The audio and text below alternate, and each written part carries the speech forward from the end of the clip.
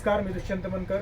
आम्ही खरं तर हरघर आयुर्वेद हरघर रोजगार विषमुक्त भारत अभियानामध्ये काम करत आहोत. आज आम्ही भोर या ठिकाणी 70 तांबोळी सरांच्या माध्यमातून आलो होतो. तर या ठिकाणी या काकांना रियांश अमृत दिलं होतं. तर ते रियांश अमृत दिल्यानंतर त्यांना काय रिझल्ट आला आणि घेण्याआधी त्यांना काय आजार होता तो आपण जाणून घेणार आहोत. तर काका, तुमचं नाव सांगा. मी युवराज विनायक शिरसाट. तर अमृत ज्यूस घेण्यात मला काय काय त्रास होता? पित्ताचे खडे होते हां.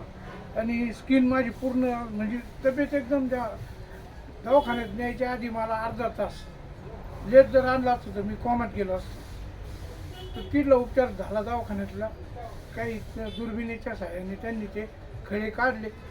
थोड्याशा औषधं गोळ्यांनी त्यांनी ते मला भरपूर फरक पडला. आणि अचानक आम्ही 70 बाईकडे गेलो.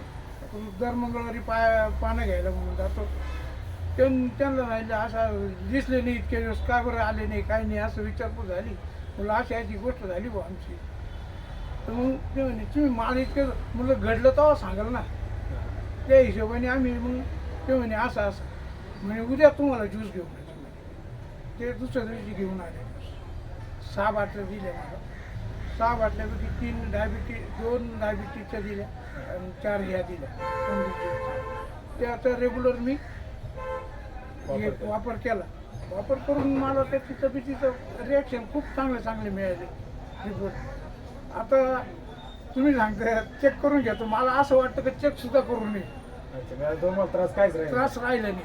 म्हणजे ज्यावेळेस चालू करायचं त्यावेळेस तुम्ही एकदम मरणाच्या दारात होता. हा, तर तो आता विषय माझा संपलेला आहे आणि माझी तब्येत आता खूप सुधारली. म्हणजे 75% सुधारली. अच्छा, तुम्ही 3 महिन्याचा कोर्स पूर्ण झाला.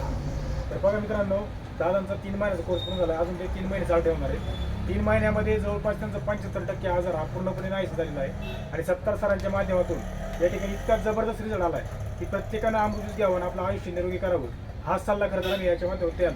तुम्ही सुद्धा लोकांना काय सल्ला द्याल? हेच घ्या तुम्ही, हे घ्या, तुमची तब्येत सुधारा. मी हेच सांगणार. बघा, प्रत्येकानं अमृत घ्या आणि आपलं आयुष्य निरोगी बनवा. हर हर रियांश, हर घर रियांश.